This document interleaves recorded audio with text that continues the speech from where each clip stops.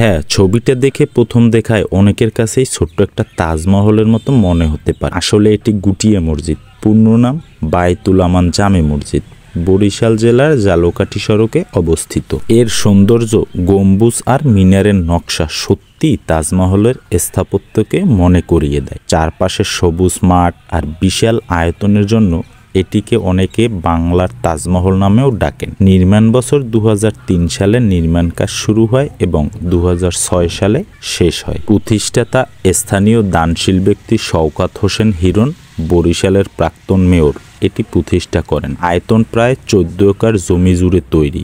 মোট খরচ প্রায় 21 কোটি টাকা ব্যক্তিগত উদ্যোগ। গম্বুজ, মূল গম্বুজ সহ মোট 20টি গম্বুজ আছে। প্রধান মিনারটি উচ্চতা 193 ফুট, যা অনেক দূর থেকেও দৃশ্যমান। মসজিদের স্থাপত্য তাজমহল এবং মধ্যপ্রাচ্যের ইসলামী স্থাপত্যের ছাপ পাওয়া যায়। একসাথে প্রায় 30,000 মুসল্লি নামাজ আদায় করতে পারেন। চারপাশে ফুলের বাগান, ফলজ বৃক্ষ ও পুকুর রয়েছে, যা এটিকে আরো মনোরম করেছে।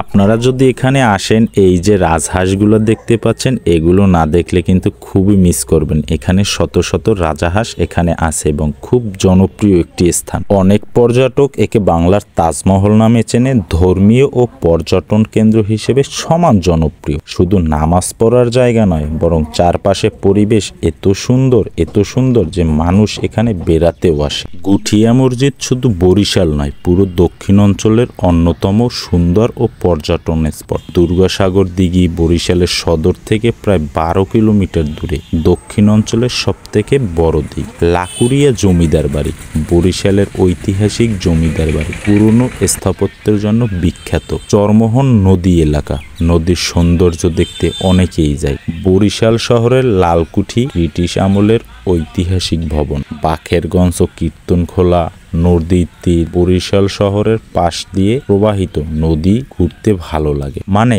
আপনি যদি গুঠিয়া মসজিদে যান, আশেপাশের এই সৌন্দর্যগুলো আপনি দেখে আসতে পারেন। বরিশালে এসে শুধু গাড়িকে বললে হবে যে আমি গুঠিয়া মসজিদে যাব, ওখান থেকে 35 থেকে 40 টাকা ভাড়া, আপনারা খুব সহজেই গুঠিয়া মসজিদ যেতে পারবেন, উপভোগ করতে পারবেন সুন্দর সুন্দর পরিবেশ।